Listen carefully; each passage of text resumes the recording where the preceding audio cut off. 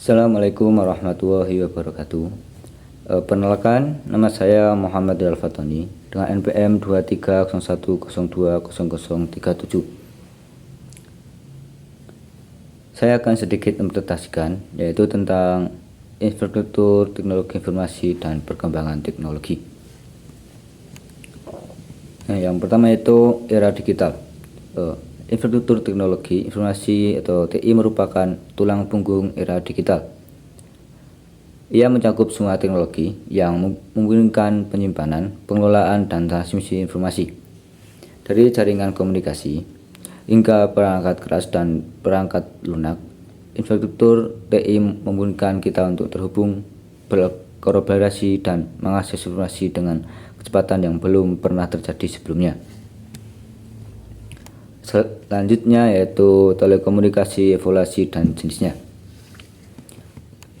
Telekomunikasi telah berevolusi dari sistem sederhana seperti telegraf hingga jaringan optik berkecepatan tinggi yang kompleks.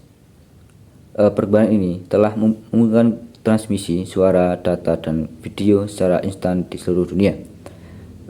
Adapun jenis-jenis teknologi telekomunikasi meliputi yaitu pertama teknologi kabel.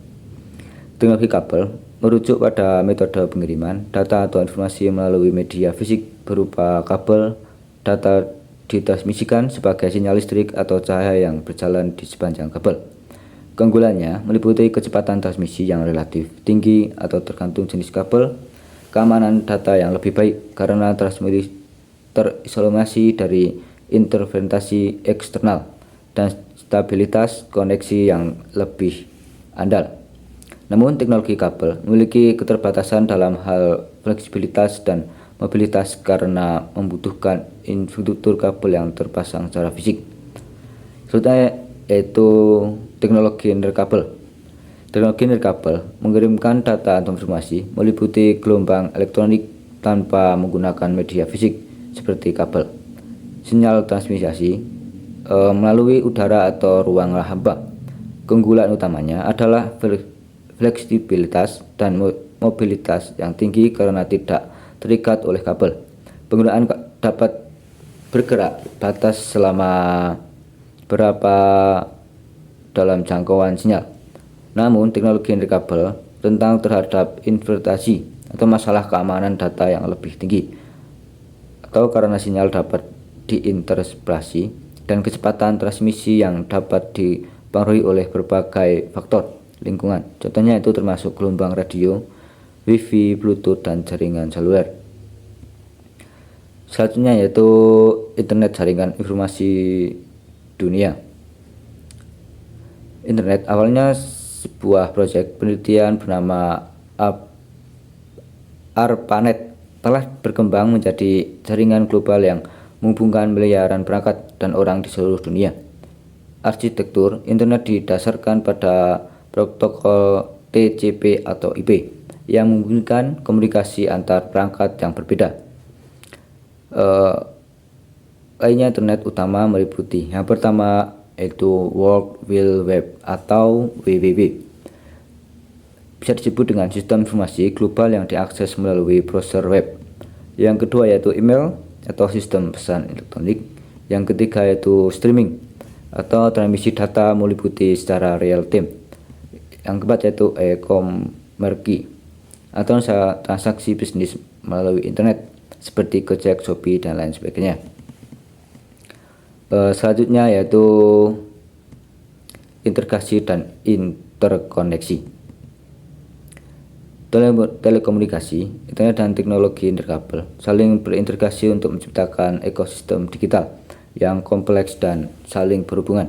Integrasi ini telah memungkinkan munculnya smart city atau kota yang menggunakan teknologi untuk meningkatkan efisien dan kualitas hidup. Yang kedua yaitu Internet of the atau IoT, jaringan perangkat yang terhubung dan saling berkomunikasi.